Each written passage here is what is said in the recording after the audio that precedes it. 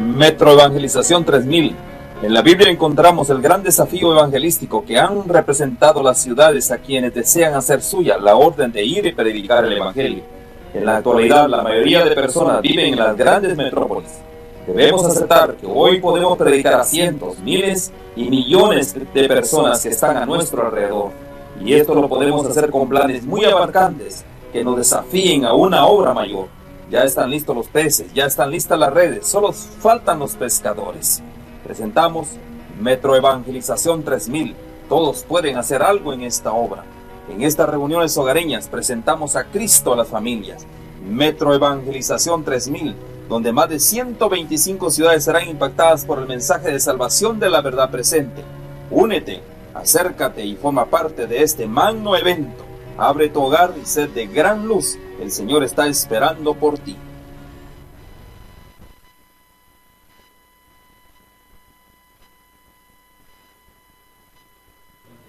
Damos gracias a Dios, hermanos, porque nos reunimos para estudiar la palabra de Dios. Y hoy vamos a escuchar la segunda parte de la doctrina del santuario en imágenes. Pero antes leemos la palabra de Dios. Hebreos capítulo 5, desde el versículo 11, que estos versículos sean un acicate. Esto es que como el aguijón que decía Jesús a Pablo, un aguijón en la carne, que esto sea, hermanos, un aguijón. El texto que leemos ahora. Hebreos 5:11 en adelante. Acerca de esto tenemos mucho que decir y difícil de explicar, por cuanto os habéis hecho tardos para oír. Porque debiendo ser ya maestros después de tanto tiempo, tenéis necesidad de que se os vuelva a enseñar cuáles son los primeros rudimentos de las palabras de Dios, y habéis llegado a ser tales que tenéis necesidad de leche y no de alimento sólido. Esto escribe, muchos autores suponen que es el apóstol Pablo, otros dicen que es Apolos, no sabemos quién es el escritor, pero el espíritu de profecía nos dice que es Pablo. Y lo dice con conocimiento. Ustedes tienen que ser maestros ya, después de tanto tiempo. Y mis hermanos, como había tantas cosas para decir, noten todavía el capítulo 8 al comienzo. Ahora bien, el punto principal de lo que venimos diciendo en los capítulos previos, 7, 6, 5, y así es como comienza el 8, el punto principal de lo que venimos diciendo es que tenemos tal sumo sacerdote, el cual se sentó a la diestra del trono de la majestad en los cielos, ministro del santuario, del cual vamos a hablar en las diapositivas, y de aquel verdadero tabernáculo que levantó el Señor y no el hombre. Y aún el capítulo 9 muestra cómo había relación entre el viejo santuario, sus viejos ritos judaicos, con el nuevo santuario, el del cielo. Capítulo 9, versículo 8 en adelante. Dando el Espíritu Santo a entender con esto, con lo que había descrito en los versículos previos sobre el santuario judío, dando el Espíritu Santo a entender con esto que aún no se había manifestado el camino al santuario, entre tanto que el primer tabernáculo estuviese en pie, lo cual es símbolo para el tiempo presente, según el cual se presentan ofrendas y sacrificios. Esto lo hacían aún en tiempo de Jacobo. Estamos hablando de la década del 60 después de Cristo. Jacobo, recordemos que era el jefe de la iglesia, que no pueden hacer perfecto en cuanto a la conciencia al que practica ese culto, ya que consiste solo de comidas y bebidas, de diversas abluciones o lavamientos y ordenanzas acerca de la carne, impuestas hasta el tiempo de reformar las cosas. Todo eso había que cambiar. Pero estando ya presente Cristo, sumo sacerdote de los bienes venideros, por el más amplio y más perfecto tabernáculo, no hecho de manos, es decir, no de esta creación. Y entonces, por ese tabernáculo, el santuario del cielo, se abre un nuevo camino, que es el que queremos mirar ahora, mis hermanos. Vamos entonces a ver en las imágenes la segunda parte de Jesús y los rituales judíos. Retomamos parte de las imágenes del tema que se dio la semana pasada. Recordemos, Juan Bautista es el que revela la llave de los ritos y símbolos cuando él venir a Jesús en dirección hacia él para recibir el bautismo. Y él pronunció esas palabras. El siguiente día vio Juan el Bautista a Jesús que venía a él y dijo: He aquí el Cordero de Dios que quita el pecado del mundo. San Juan capítulo 1. Para entender esto, entonces vamos a ver cómo oficiaban los judíos, los sacerdotes, el cordero, al quitarle la sangre, al matar al animal. Dice en Levítico 17, porque la vida de la criatura en la sangre está, y yo os la he dado para expiar vuestras personas sobre el altar, por lo cual la misma sangre expiará a la persona. Pero el pacto de la nueva alianza, según Hebreos 10:11, revela: ciertamente todo sacerdote está día tras día ministrando y ofreciendo muchas veces los mismos sacrificios, recordemos diariamente, mañana y tarde, y aún anualmente, que nunca pueden quitar los pecados. Pero Cristo, habiendo ofrecido una vez para siempre un solo sacrificio, no uno repetitivo, por los pecados, se ha sentado a la diestra de Dios. De ahí en adelante, esperando que sus enemigos sean puestos por estrado o tarima o taburete de sus pies, porque con una sola ofrenda hizo perfectos para siempre a los santificados, aquellos que son llamados. Jesús en consecuencia llega a ser el antitipo o modelo número 2, recordemos, está el tipo modelo número 1 y el antitipo modelo número 2 del ritual del santuario. Entonces todo el ritual era el modelo número 1, el ejemplo 1, ahora viene el ejemplo 2. Y uno que arroja luz sobre el otro. Ahí se entiende entonces todo el sistema. Y este a su vez arrojando luz a este que está acá. El santuario de la tierra hacia el santuario del cielo. Recordamos esto también, hermanos, era muy importante. Cuando el pecador tenía que oficiar el sacrificio, él lo hacía con su propia mano. Y entonces la sangre era derramada al matar al animal, una cosa violenta. A mucha gente le puede repugnar y aún no entender cómo es que esto lo practicaban los judíos, pero era la única forma de enseñar de una manera contundente que el pecado que el hombre comete merece muerte. Así, recordemos siempre, Dios se lo dijo a Adán y Eva, y si no de la manera apócrifa. No comas de la fruta, porque el día que comas de la fruta tendrás pulmonía. No dice el texto así.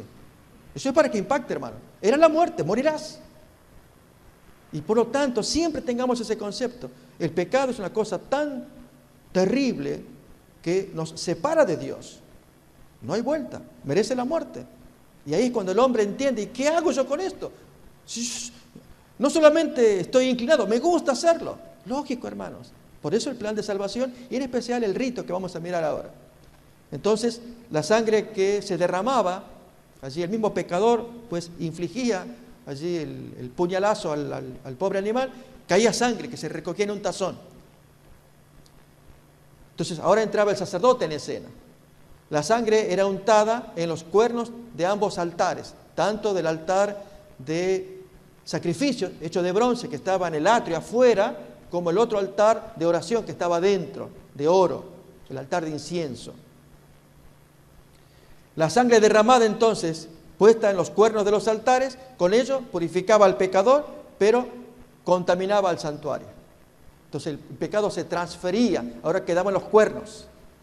Y el pecador se retiraba limpio, simbólicamente, hasta que viniera el antitipo. Y ahí sí entonces era real todo el servicio. Pero Dios con ello enseñaba y les proveía salida por los pecados que ellos cometían. Un camino para la purificación que incluye a la vez contaminación. El pecador transfería su culpa al animal. El animal, en consecuencia, debía morir, se confesaba sobre el animal el pecado que el pecador cometía, y entonces el animal moría. El mismo pecador le daba muerte, y entonces la sangre que se derramaba, ahora la recogía el sacerdote y era administrada por él. El sacerdote, en consecuencia, la transfería ahora a los cuernos de ambos altares, o sea, al santuario. Ya el pecador se libraba de la culpa. En consecuencia, el pecador era purificado, pero el santuario contaminado. Es un detalle muy importante. Porque, hermanos, había que descontaminar el santuario. Y entonces entramos al otro servicio, y ahí es donde, hasta el día de hoy, hay confusión con el mundo evangélico. Ya desde los días de San Justino, en el diálogo con Trifón, en uno de sus libros, estamos hablando del año 150, él murió en el 165. Este individuo escribió, y cuando habla de los dos chivos, habla de Cristo. Este es el chivo de la expiación y este es el chivo emisario. Y él confunde. Y esa confusión vino por los siglos, hasta el día de hoy. Al punto que los evangélicos, cuando dicen, estos hablan de los dos chivos, uno de Jesús y el otro representa a Satanás, entonces Satanás está en el plan de salvación. Eso vamos a mirar ahora. Esa es la acusación que se nos da. ¿Sí? Por eso era tan importante entender, primero esta primera parte, que el santuario queda contaminado. Ahora viene la segunda parte, que es el servicio anual, llamado Día de Expiación. El texto de Levítico 16 dice, en el mes séptimo, a los 10 días del mes, afligiréis vuestras almas y ninguna obra haréis, ni el natural ni el extranjero que mora entre vosotros. En consecuencia era un sábado ceremonial. No importa el día que cayera, era igual que un sábado. No había que hacer ninguna obra. Porque en este día se hará expiación por vosotros y seréis limpios de todos vuestros pecados delante de Jehová. Y hará la expiación por el santuario santo y el tabernáculo. Notemos que a veces se expresa de esa manera. Tabernáculo va a ser el lugar santo y el santuario el lugar santísimo. También hará expiación por el altar, que ya está afuera en el atrio. Por los sacerdotes que participaban y por todo el pueblo de la congregación. Una limpieza completa que había que hacerla. ¿Qué ocurría entonces para ese evento? Y aquí viene la confusión, reitero, de este llamado padre de la iglesia, San Justino. Se traen dos machos cabríos y vamos a ver que no representan ambos a Jesús. Uno sí, el otro no. Clarito lo va a enseñar la palabra. Por eso damos gracias a Dios, hermanos, que esto quedó claro y es una interpretación única de los adventistas contra el mundo evangélico. El mundo evangélico heredó la teoría de Justino. Por eso tenemos que conocer y dominar y decir, wow, esto es terrible. Y cuando lo veamos cumplido en el milenio, más asombroso todavía. Bien, dos machos cabríos. El texto de Levítico 16. Después tomará los dos machos cabríos y los presentará ante el Eterno a la entrada de la tienda de reunión, o tabernáculo, o lugar santo. Y Aarón echará suertes sobre los dos chivos, uno para el Señor, el otro para Azazel, que hasta el día de hoy en la literatura judía representa a Satanás. Aquí el texto le va a llamar Azazel, que significa partida, que se va. Tomará el macho cabrío que tocó en suerte al Eterno y lo ofrecerá en expiación. A ese hay que sacrificarlo, al otro no. Pero el macho cabrío que tocó en suerte para Azazel lo presentará vivo ante el Eterno para efectuar la reconciliación sobre él y enviarlo al desierto. Azazel. Y esa confusión, hermano, de creer que los dos chivos representan a Jesús, uno expiado y el otro vivo, es terrible la confusión. Y eso, un poco, hermanos, conecto con el comentario anterior que hice sobre Gálatas. Cuando uno no entiende bien la revelación, crea confusión. Les pasó a los judaizantes. No entendían bien el papel de Cristo. Ellos entendían bien la circuncisión. Esto hay que guardarlo. Y esto, bueno, es una doctrina nueva, pero hay que incluir esto. No es así. Acá es lo mismo, hermanos. Acá debemos entender bien, por la revelación, cuál es la función de uno y otro. Y luego se lo ve claramente en el Apocalipsis. Miremos. Aparecen entonces los dos machos cabríos. Uno, que finalmente va a ser el chivo expiatorio, que va a ser sacrificado. Él representa a Jesús, es elegido para Jehová y era sacrificado. El otro, al cual se llama emisario, que se lo envía, ese representa a Satanás, era elegido para Azazel y era expulsado. No, nunca sacrificado, nunca. Así que él no participa en ninguna expiación, en ningún plan de salvación. Entonces vamos a ver en qué participa, con la ayuda de Apocalipsis. Y miremos entonces Levítico 16 ilustrado. Aparecen los dos animales en el número 1, a los cuales son escogidos. Uno es para el Señor, el otro es para el enemigo. El texto que dice, Después tomará los 2 machos cabríos y los presentará delante de Jehová a la puerta del tabernáculo de reunión. Y echará suertes a Aarón sobre los 2 machos cabríos, una suerte por Jehová, la otra por Azazel. Luego entonces la siguiente parte, número 2, vemos el incensario, el arca de los 10 mandamientos y el sacerdote echando humo, recordamos. Número 2 entonces, después tomará un incensario lleno de brasa de fuego del altar del incienso, delante de Jehová, y sus puños llenos de perfume aromático molido, y los llevará detrás del velo, al lugar santísimo, y pondrá el perfume sobre el fuego delante de Jehová, y la nube del perfume cubrirá el propiciatorio que está sobre el testimonio para que no muera. Era un símbolo de Cristo, hermanos. Cuando se nos dice en Apocalipsis que suben las oraciones acompañadas ¿de qué era? De incienso. Apocalipsis capítulo 8. Y ese incienso representa a Jesús que perfuma nuestras oraciones que ascienden a Dios. No la oración en sí, es el perfume que hace agradable a la presencia, al sentido del olfato de Dios, si podemos ilustrarlo en forma humana. Otra vez Apocalipsis capítulo 8. Ahora sí, entonces el sacrificio. Después degollará el macho cabrío en expiación por el pecado del pueblo. Y esa sangre que recoge del macho cabrío, elegido por Jehová, recoge en un tazón, comienza el proceso que era igual que a lo largo del año se había hecho, que era untar los cuernos, pero que ahora tiene un significado inverso. Se untaba el cuerno con sangre, pero el significado ¿cuál era ahora? Limpiar. Antes era contaminar, ahora limpiar. Leemos el texto. Miramos en el número 3, ahí se recoge la sangre en el tazón, y ahora se va en el número 4 al altar, al altar de la oración, y a la vez abierto el velo allí hacia el arca de los 10 mandamientos. Como que la ley pide la sangre del culpable. Leemos. Y llevará la sangre detrás del velo adentro, y hará de la sangre como hizo con la sangre del becerro, y la esparcirá sobre el propiciatorio. De paso, hermanos, era simbólico. No es que había que manchar con sangre, era simbólico. Con los dedos haciendo, ya alcanzaba. Para que la gente entienda qué mensaje hay detrás de ello. Y la esparcirá sobre el propiciatorio y delante del propiciatorio. Así purificará el santuario. Y luego de ello, cuando hubiere acabado de expiar el santuario y el tabernáculo de reunión, lugar santo, y el altar que está afuera en el atrio, hará traer el otro chivo, el macho cabrío vivo, y pondrá a Aarón sus 2 manos sobre la cabeza del macho cabrío vivo, y confesará sobre él todas las iniquidades de los hijos de Israel, todas sus rebeliones y todos sus pecados, poniéndolos así sobre la cabeza del macho cabrío vivo.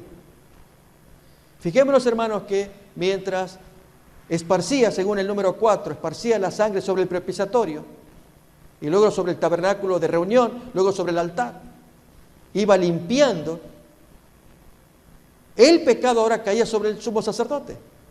Estaba arrancando los pecados, porque todo eso se va a ver en Apocalipsis, en un ratito más.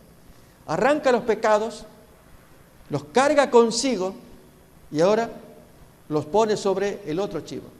Y así confiesa los pecados que fueron arrancados de allí, del propiciatorio, de los cuernos del altar del incienso, de los cuernos del altar del sacrificio. Todo, hermano, lo va arrancando. Lo carga él y lo pone sobre el otro chivo. ¿Sí? Y leemos número 6, ¿qué pasa con el chivo vivo? Y lo enviará al desierto por mano de un hombre destinado para esto. Y aquel macho cabrío llevará sobre sí todas las iniquidades de ellos a tierra inhabitada, y dejará ir el macho cabrío por el desierto. En eso consistía el gran día de la expiación. ¿Saben, hermanos? Los judíos lo practicaban. Pero ver a Jesús en esto, ¿qué es esto? Yo no veo a Jesús, no lo veo de ninguna manera. Eso ocurre en el mundo judío, lógicamente. Pero aquí, hermanos, que aún en el mundo evangélico también, evangélico y católico. Porque ver aquí esto, y verlo con detalle en el Apocalipsis, especialmente el capítulo 19 y 20. Y decir, wow, esto ya estaba predicho allí, es tremendo. Y es lo que Dios quiso enseñarlo a lo largo de los siglos. Miremos. El macho cabrío expiatorio, el que va a ser sacrificado, él representa a Jesús. Era tomado por el sumo sacerdote, él sacrifica el macho cabrío y lleva su sangre al lugar santísimo. Él carga con la sangre. Con ello purifica el santuario, pero él carga con el pecado, él se contamina. Al limpiar allí, ahora él carga el pecado. El sumo sacerdote, cargando la sangre del macho cabrío, entraba al lugar santísimo y la asperjaba sobre el arca para purificar el santuario, y salía llevando todos los pecados sobre sí. Así que la expiación de ese macho cabrío sacrificado servía para purificación. Pero sigue todavía. Ahora, ¿él cómo se saca los pecados? El sumo sacerdote. Sale del lugar santísimo cargando todos los pecados del año, arrancados del santuario. Se enfrenta ahora con el macho cabrío vivo. Pone sus manos sobre el chivo vivo emisario y transfiere los pecados sobre él. Los confiesa sobre su cabeza. No era sacrificado, sino expulsado al desierto. Con ello se representa a Satanás cargando los pecados de todos los redimidos. De esta manera se purifica el pueblo y se carga todo sobre Satanás. Él lo va a pagar. Se destruye el pecado. Con su muerte, Jesús cumple el propósito de los ritos y símbolos judíos, expiación del pecador. Pero con su resurrección, completa el plan, erradicar el mal. Esto es purificación del santuario, sumo sacerdote transfiriendo la culpa, la expulsión del chivo de Azazel y más. Así que era la muerte por un lado y la resurrección. La muerte para expiar, para purificar al pecador, pero la resurrección para darle el castigo y eliminar el mal absolutamente. Y lamentablemente, ¿cuántos seres humanos van a ser echados también? Porque el castigo es mayormente para Satanás. Así lo dice el texto de Mateo 25. A los pecadores Jesús les dice, id al fuego preparado para el diablo y sus ángeles, no para el hombre, es para él. La figura del día de la expiación es un tipo del juicio final, con el que Dios erradica el pecado y justifica a sus hijos. Satanás, y ahora entramos, hermanos, al estudio del milenio, ver cómo estas figuras del Antiguo Testamento ya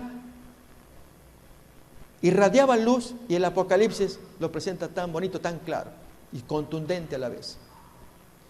Satanás, prefigurado por el macho cabrío vivo, es expulsado al desierto. ¿De qué modo, hermanos? Apocalipsis capítulo 20. ¿Nos acordamos del texto? A ver, alguien que lo quiera leer en voz alta, bien fuerte. Hay un ángel que baja del cielo. Ese ángel representa a Jesús, con una gran cadena en la mano.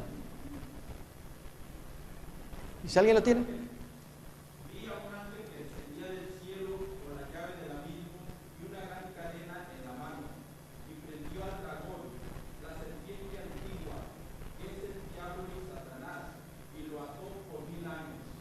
Y al siguiente versículo dice, y lo arrojó al abismo. Hasta ahí nomás. Y lo echó al desierto, al abismo. Igual que al chivo vivo, emisario, al desierto. Miremos entonces acá la nota que tenemos acá en la descripción. Satanás está atado con cadenas de oscuridad sobre la tierra desolada por 1000 años. El texto ahí nos dice que será atado por 1000 años. Ahora Apocalipsis va a dar más detalle, como cuando ponemos la lupa y miramos con más detalle, microscopio, ver detalles ahí, que no van a aparecer en Levítico 16, pero en Levítico 16 está la esencia, lo grande, y ahora el detalle del mismo tema de Levítico 16. Efectivamente, el texto ahora lo leemos completo. Vi a un ángel que descendía del cielo con la llave del abismo y una gran cadena en la mano. Y prendió al dragón, la serpiente antigua, que es el diablo y Satanás, y lo ató por 1000 años, y lo arrojó al abismo y lo encerró. Así pues, los ritos judíos y el santuario enseñan que ese sistema se cumplió en Jesús el Mesías. Así Dios salva al pecador, pero a la vez también aniquila para siempre el pecado. Recordemos, hermanos, aquí en el plan de nuestro Dios hay varios asuntos. Además de la salvación del creyente, del hombre, que se convierte en creyente, Dios los quiere salvar a todos. Pero además de eso, hermanos, al eliminar el mal, se vindica el honor del trono de Dios, del carácter de Dios. Se reivindica su ley, que no había otra forma de propiciar la salvación sino enviando un sacrificio para que la ley quede establecida. Cuento esto, hermanos, porque en alguna iglesia, de nuestras iglesias hermanas, un predicador confundió a su congregación y hasta desafió allí, diciendo que, o desafiando, prueben con la Biblia si después de la segunda venida de Jesús está vigente la ley. Y los hermanos pues buscaban los textos, hasta que alguien respondió. La ley está vigente en cuanto a la hora de participar en el juicio de los 1000 años. Se juzga con una ley. Si este es pecador, asesino, violador, mentiroso, ¿cómo sabemos que es tal cosa? Por una ley que dice que no hurtes, no mientas, etc. Bueno, y la persona, el predicador, pues hermano, yo no sé qué trae, alguna gente traen cosas o agendas, no sé. Acá lo que importa es ver cómo la palabra de Dios reafirma que con el sacrificio de Jesús hay un plan tan grande y su ley, su trono es establecido, confirmado. El texto que leemos: teniendo pues un gran sumo sacerdote que traspasó los cielos, Jesús el Hijo de Dios, retengamos nuestra profesión. Porque no tenemos un sumo sacerdote que no pueda compadecerse de nuestras debilidades, sino uno que fue tentado en todo según nuestra semejanza, pero sin pecado. Acerquémonos pues confiadamente al trono de la gracia para alcanzar misericordia y hallar gracia para el oportuno socorro. El día de la expiación celestial es el juicio final que opera en 3 etapas: juicio investigador, juicio de comprobación y juicio ejecutivo. O sea, son 3 momentos, es un mismo juicio. No es que termina un juicio y empieza el otro, no, es un solo juicio, pero en 3 momentos. Miremos. La primera etapa o el primer momento, lo que llamamos juicio investigador. El pueblo de Dios, comenzando por los justos muertos, está siendo juzgado desde 1844, de acuerdo a la profecía de los 2310 años de Daniel 8:14. Otro tema, hermanos, que está siendo discutido aún en el seno de la iglesia adventista.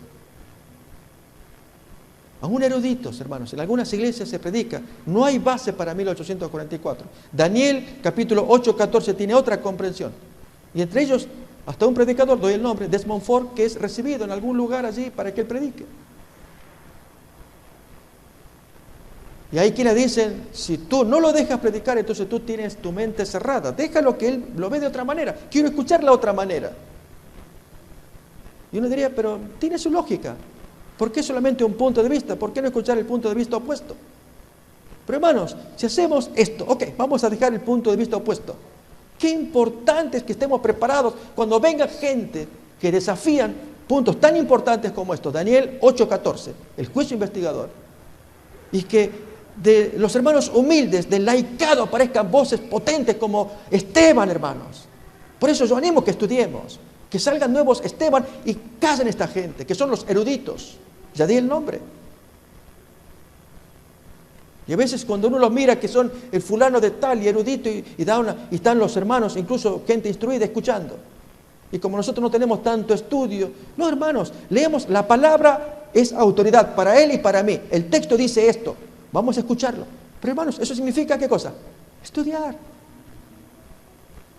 Meternos a leer, a investigar. De modo que, como Esteban, se hace poderoso. ¿O acaso Esteban era algún fariseo, un doctor como Nicodemo? No, hermanos. Fue elegido del vulgo, del común de la gente, pero lleno de sabiduría y lleno de Espíritu Santo. Y su palabra fue tremenda. Así, hermanos, hoy. Pero necesitamos esas dos características. Sabiduría. Pero, hermanos, si andamos gastando el tiempo, dejemos ahí. Y Espíritu Santo. Ambas cosas. Para hacer callar a esta gente. Y Dios ennoblece a sus hijos, especialmente laicos, de abajo, que puedan reafirmar esta tremenda doctrina. Un librito sencillo que, hermanos, sugiero que lo tengamos y podamos leerlo, es 1844, Hecho Simple, de Goldstein. Es un autor ahí que bien simple, bien sencillo, está en PDF también, en la computadora, lo bajamos, lo leemos, que aparezcan los Esteban, que defiendan la palabra de Dios. Muy bien. Doctrina firme, Daniel 8:14 y todo el capítulo 8, aún el 9, que reafirma un juicio en que Dios empieza en algún momento del tiempo. Y la profecía pues da los números, especialmente las 90, Daniel 9, las 70 semanas, desde el año 457 en adelante, llegamos al año 27, año 34, finalmente 1844. Punto de partida para el gran día del juicio. El texto bíblico, 1 de Pedro 4:17. Porque es tiempo de que el juicio empiece por la casa de Dios. Y si primero comienza por nosotros, ¿cuál será el fin de aquellos que no obedecen el Evangelio de Dios? Y si empieza por nosotros, por la casa de Dios, primeramente por los muertos. Y eventualmente comienza el juicio bien celoso, donde se escruta en vida de cada cual y no sabremos en qué momento pasó nuestro nombre por ahí. Jesús intercede solo por su pueblo. A veces hacemos oraciones por el mundo entero, hermanos. Recordemos que Jesús dijo, yo no ruego por el mundo, yo ruego por ellos, que tú los cuides. Dios tiene que lidiar con el mundo y con nosotros para arrojarle luz al mundo. Para que estas verdades mucha gente escuche y conozca. Abogado tenemos delante del Padre a Jesucristo el justo. Y ese abogado eventualmente llega a ser también juez. Es ambas cosas, abogado y juez. Actualmente es nuestro sacerdote y abogado, pero eventualmente será nuestro juez. Así yo recuerdo una historia de años atrás de un joven que formaba parte de una banda delictiva. Y él, como venía de un trasfondo muy problemático, su padre alcohólico, su mamá prostituta, detenidos, y el joven pues tuvo mala crianza. Y ya siendo adolescente, él comienza a liderar una banda de malhechores. Y tienen acierto por aquí y por allá, él era el cerebro del grupo, hasta que la policía intervino y logró capturarlo. Y entonces cuando van a juicio, va él, y siendo adolescente, ¿cuál sería la pena que se le daría? Y entonces uno de los abogados de oficio toma el caso y se enternece con el joven. Y le dice, mira, yo voy a hacer todo lo posible para ayudarte. Y vamos a trabajar para que tú vayas a un reformatorio. Si no, se te daría una pena mayor. Pero tienes que asumir el compromiso de hacer todas las reglas del reformatorio para que seas un joven bien. Y así fue. El joven agradecido, el jovencito, y este muchacho pues pasó su tiempo hasta que se fue componiendo, supo aprovechar la oportunidad. Y le decía el abogado, y mantente en contacto conmigo. Yo quiero saber cómo tú progresas. Y así fue. Y el abogado estaba feliz. Pasaron los años en que ya dejaron de tener contacto. El joven salió liberado, exonerado, y había decidido llevar una vida sana. Pero es aquí que visitando su antiguo vecindario, su familia, etc., aparecieron aquellos viejos amigos de él, que lo reconocieron. ¡Wow! Tú acá, que él estaba ya transformado, un joven bien.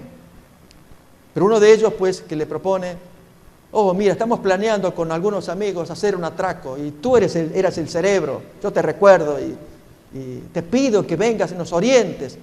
No, yo ya me abrí de ese mundo, no quiero saber nada. Pero ayúdanos, tú nos orientas aquí y allá. No. Pero finalmente lo convencieron. Entonces él dio algunas pautas y sí, salió bien el atraco. Para la siguiente vez, ahora tú tienes que ayudarnos, tú lo sabes hacer esto, y así fue inducido. Pero él decía: esta va a ser la última, quiero empezar de nuevo. Y en esa supuesta última, él era un atraco grande, pero salió mal. Hirió gravemente a uno de los policías. Cuando es tomado, allí él sintió que el mundo se le venía abajo. Él era el cerebro. Y llevado a juicio, pues allí se enfrentan el joven con toda la justicia. Pero he aquí que el juez le prestó atención. Miró y el joven lo reconoció. Era el antiguo abogado de oficio que había creído en él. Y lo miraba y comenzó a iluminársele los ojos. Y el juez pues lo miraba, forma seria. Y entonces, luego de escuchar todas las acusaciones y alegatos, estaba condenado. No había salida. Finalmente el joven pide si se le da la chance de hablar a solas con el juez. El juez: oye, está bien, desalojen todos, quiero hablar a solas con él. Y entonces el joven se acerca. Y ahí llorando: señor juez, usted me recuerda, usted me conoce, usted me recuerda. Sí, yo te recuerdo. Señor juez, yo estoy tan arrepentido, pido una oportunidad, usted me ayudó en su momento, ayúdeme ahora, por favor, usted me entiende, usted me conoce, en fin. Y la voz le dijo: mira, hijo, yo fui tu abogado, ahora soy tu juez. Fue lo único que le dijo. Vete a tu asiento. E hizo llamar a todos y se pronunció la sentencia. Mis queridos hermanos, recordemos esto: hoy Jesús es nuestro abogado. Aprovechemos el tiempo de gracia que tenemos. Cuando Él llegue a ser nuestro juez, se acabó.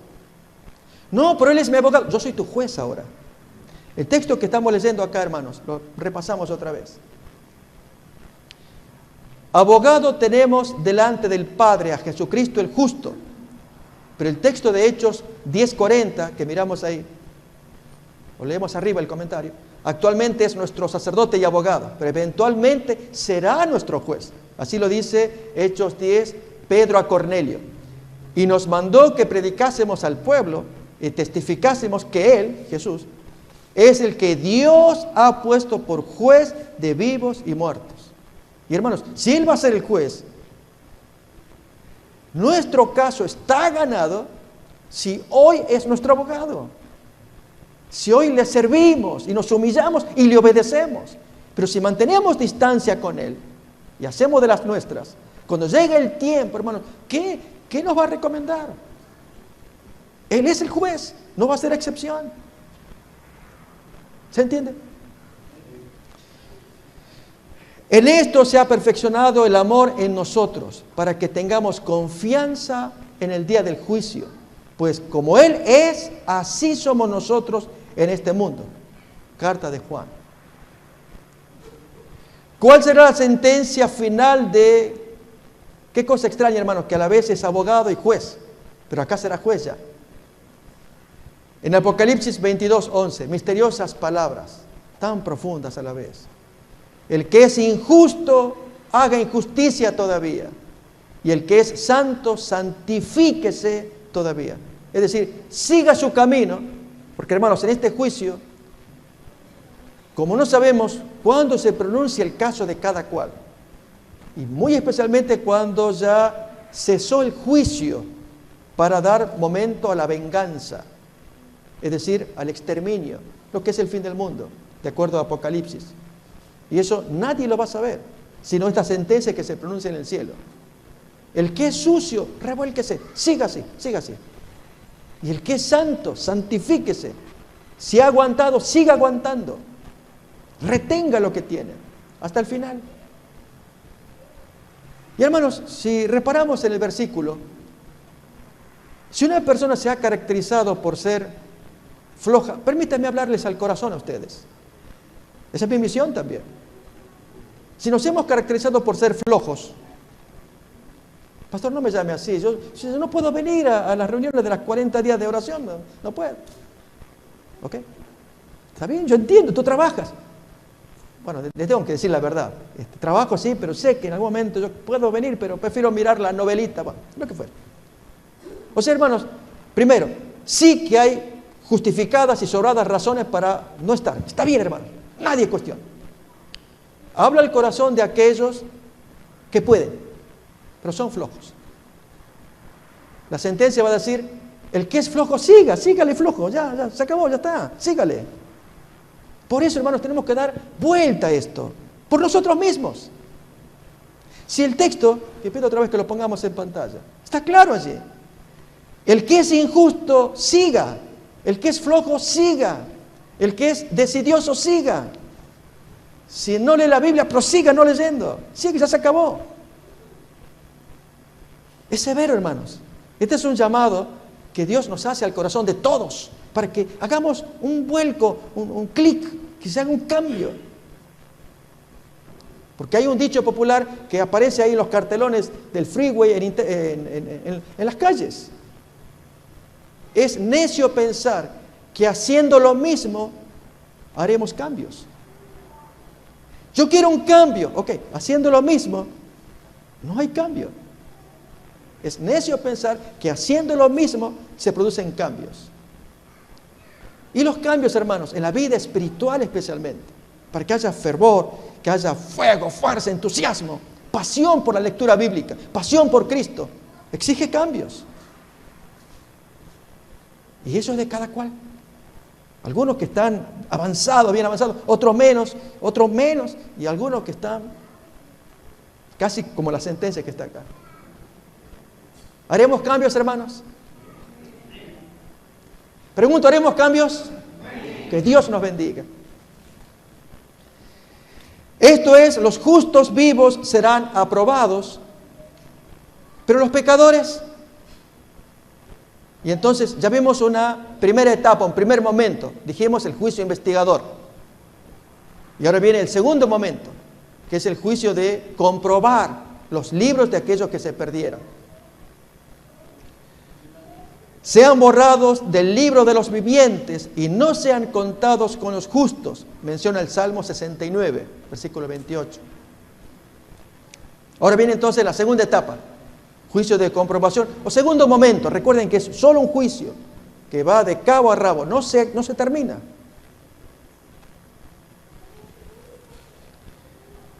Usamos el nombre juicio de comprobación para ilustrarlo nada más. Es un solo juicio.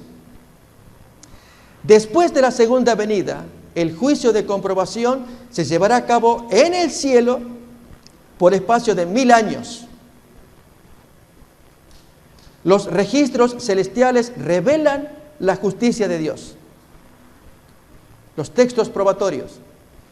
¿O no sabéis que los santos han de juzgar al mundo?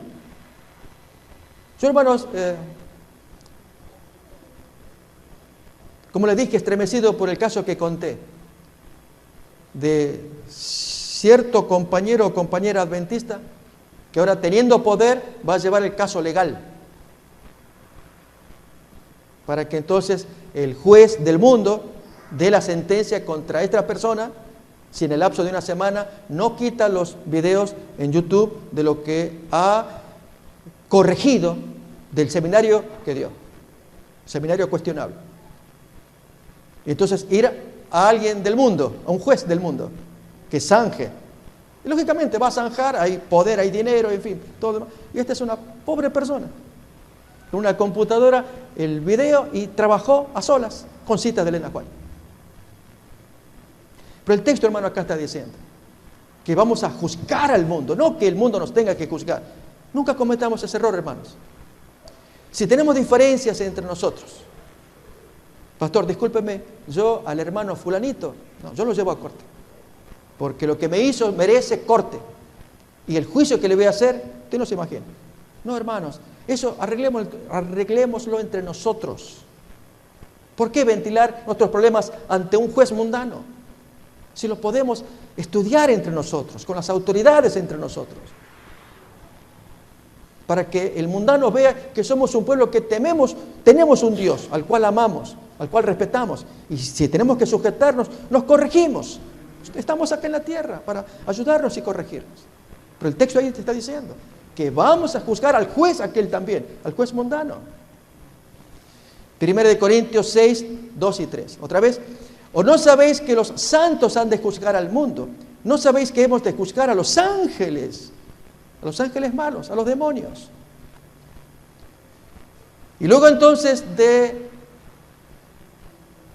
completada esa etapa de 1000 años de juicio, viene el tercer momento, el juicio ejecutivo, donde ahí sí se dan ya los premios y castigos ya eternamente.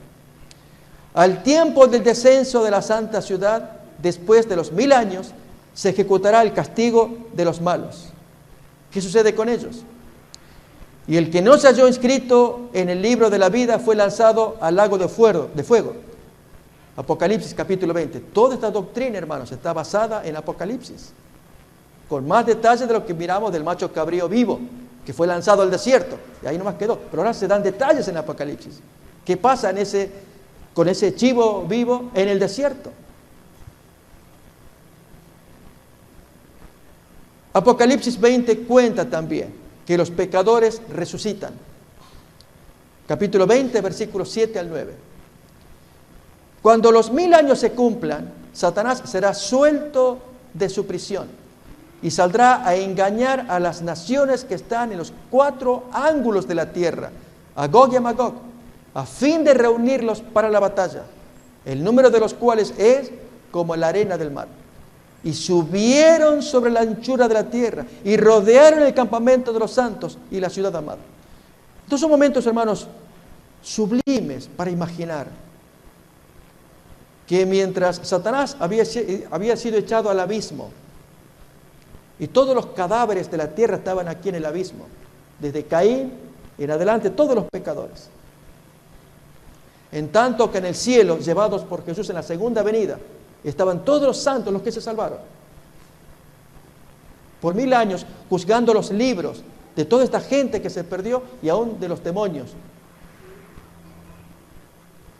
para aprobar el castigo que Dios les tenga que dar a todos ellos. Y la razón, hermanos, es muy simple. Si como humanos que somos, mientras estamos en el cielo durante el milenio y no están algunos de nuestros amados allí, imagínate que no llegue a estar tu amado cónyuge, tu amado hijo o hija, un ser querido, o extrañado, tú veas que estando en el cielo disfrutando con el hermano Toledo y él vio allí a puro abrazo, y el pastor Contreras, ¿dónde está? No está, y no está, tiene que haber un error. Ok, en el milenio, hermanos, ahí se ven las situaciones, cada cual es estudiado. Y ahí se ve la historia, y se ve la historia de Contreras también. ¡Wow! ¡Qué increíble! Yo no sabía esto, no sabía. Y el correspondiente castigo. 1000 años, hermanos, para que los santos, al mirar los libros, entendamos la mente de Dios. ¿Por qué Dios tiene que actuar como lo hace? Se nos dan vuelta muchas cosas gracias a esos libros escritos durante 1000 años o juzgados durante 1000 años. Pasados los cuales Jesús baja y al resucitar a los pecadores se les da un tiempo y el Señor pone su ciudad allí, según Zacarías, en el monte de los olivos, se aplasta y ahí se asienta la ciudad. Y los pecadores pues resucitan, vuelven a la vida como a una pesadilla, porque es todo destrucción, fruto de la segunda venida 1000 años atrás. Cuando ellos fueron al sepulcro, murieron, pero con las cosas puestas, edificios. Pero cuando resucitan, ven todo destrucción y hay que reconstruir. Y otra vez poner el agua y todas las necesidades del ser humano. Y lleva un tiempo. en el cual Satanás allí es donde machaca nuevamente. Que los responsables de toda esta destrucción, ¿quiénes son? Esa gente que están en las ciudades que no salen. Los que están allí, según Zacarías, asentados en el lugar. Ellos son los culpables. Lo que hoy diríamos los extraterrestres que hicieron daño al planeta. A esa gente hay que destruirlos. Es como Satanás vuelve a la carga otra vez con todos los pecadores contra la ciudad. Y ahí se cumple el texto que estamos leyendo. ¿Lo repasamos otra vez? Cuando los 1000 años se cumplan, Satanás será suelto de su prisión y saldrá a engañar a las naciones que están en los 4 ángulos de la tierra, a Gog y a Magog, a fin de reunirlos para la batalla, el número de los cuales es como la arena del mar. Y subieron sobre la anchura de la tierra y rodearon el campamento de los santos y la ciudad amada. Pero resucitan para ser castigados. Y de Dios descendió fuego del cielo y los devoró, los consumió. No hay un fuego eterno. Así el texto mismo está diciendo que, como también en Malaquías, como rastrojo el fuego los devora, sufriendo cada cual el tiempo de castigo según los libros. Y unos sufrirán semanas, meses o años, no sabemos el tiempo. El último en quemarse y de ser destruido es Satanás. Y el diablo que los engañaba fue lanzado en el lago de fuego y azufre, donde también la bestia y el falso profeta allí fueron lanzados. Y serán atormentados día y noche por los siglos de los siglos. Esa expresión de origen griego es: serán atormentados en forma firme, permanente. No hay vuelta, no hay salida, no hay solución. Una expresión enfática que se usa y se escribe de esta manera. Y entonces el texto de Malaquías: porque aquí viene el día ardiente como un horno, y todos los soberbios y todos los que hacen maldad serán estopa.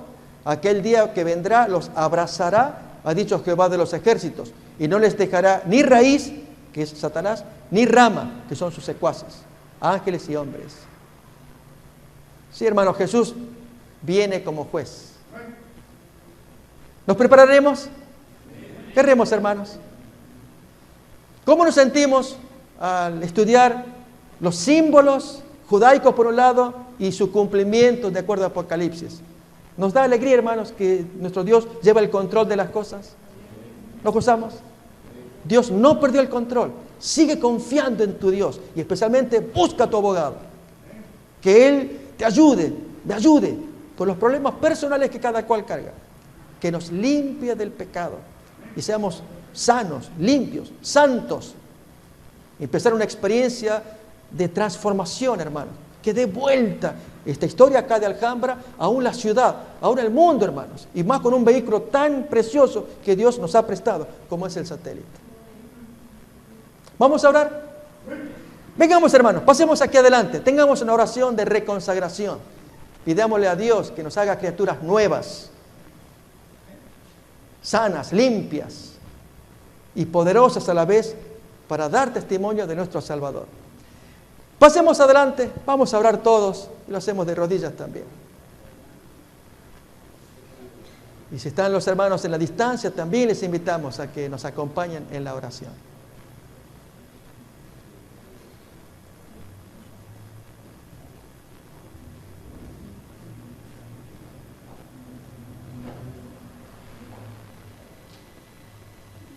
Bien, hermanos, pasamos aquí más adelante. Y en la oración solemne, oremos cada cual por sí mismo. Y para que Dios le dé, voy a dar unos segunditos así de silencio, ore a su Dios. Y luego una oración general para todos. ¿Sí?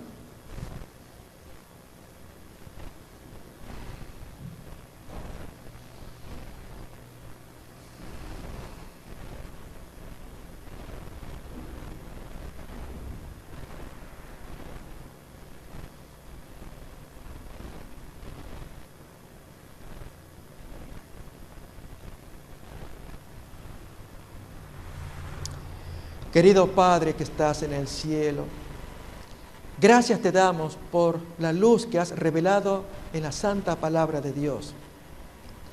Gracias, Señor, por el amor que tienes a tus hijos, aún a la raza humana, al revelar en la Biblia, a través primeramente de los símbolos, de los ritos, de las figuras, de aquellos servicios de la antigüedad que los judíos practicaban día a día, año tras año, y en muchos casos sin discernir el profundo significado. Gracias porque nuestro Maestro llegó a la tierra trayendo luz de lo alto para cumplir todo lo que estaba especificado en los símbolos. Porque nuestro Jesús lo dio todo para ser actualmente nuestro abogado e intercesor. Gracias por el carácter amoroso que Él reveló, tal como lo retrata los evangelios. Pero pedimos, querido Padre, que tomes nuestros corazones que están cargados de culpa, de pecado, de negligencia, de descuidos. Oh Dios, una vez más, tennos paciencia y perdona nuestros errores. Deseamos aprovecharnos del gran servicio que nos ofrece gratuitamente nuestro abogado supremo, Cristo Jesús, que diariamente intercede por sus hijos, esperando que haya un revivamiento y que haya cambios, que seamos nuevas criaturas, obedientes a la palabra, porque somos conscientes que en algún momento de la historia este sublime abogado se convertirá en un juez severo, firme, por el cual juzgará a todo el planeta. Oh querido Padre, pedimos perdón por nuestros pecados. No queremos continuar más en la indolencia, en nuestras desidias, en nuestros descuidos. Aviva nuestra mente para que seamos más fervientes en el estudio de la palabra de Dios, más fervientes en la oración personal, en nuestro culto, en nuestra búsqueda de nuestro Dios, fervientes en la obediencia, para que reflejemos que Jesús mora en el corazón. Oh querido Padre, bendícenos a todos los hermanos que estamos aquí orando. Mira nuestros corazones y danos tu gracia, tu sanidad. No nos imputes nuestros pecados de los cuales somos culpables. Pedimos que nos extiendas tu mano y nos ayudes a ser la nueva criatura que tú quieres. Oh Señor, danos el nuevo corazón, así lo prometes. En Ezequiel capítulo 36, donde derramas agua para limpiar nuestras iniquidades, quieres convertir nuestro corazón de piedra en corazón de carne y darnos tu espíritu para que andemos en tus mandamientos. Gracias por la sublime enseñanza de los símbolos, por la claridad que aparece revelado luego en Apocalipsis. Gracias por las verdades que has dado a tu pueblo. Pero Señor, pedimos bendición por nuestra vida personal. Límpianos en forma particular. Esto pedimos para nosotros y para los hermanos que están en la distancia también. Que los bendigas más que ricamente. Y lo agradecemos en el nombre de Jesús. Amén. Amén.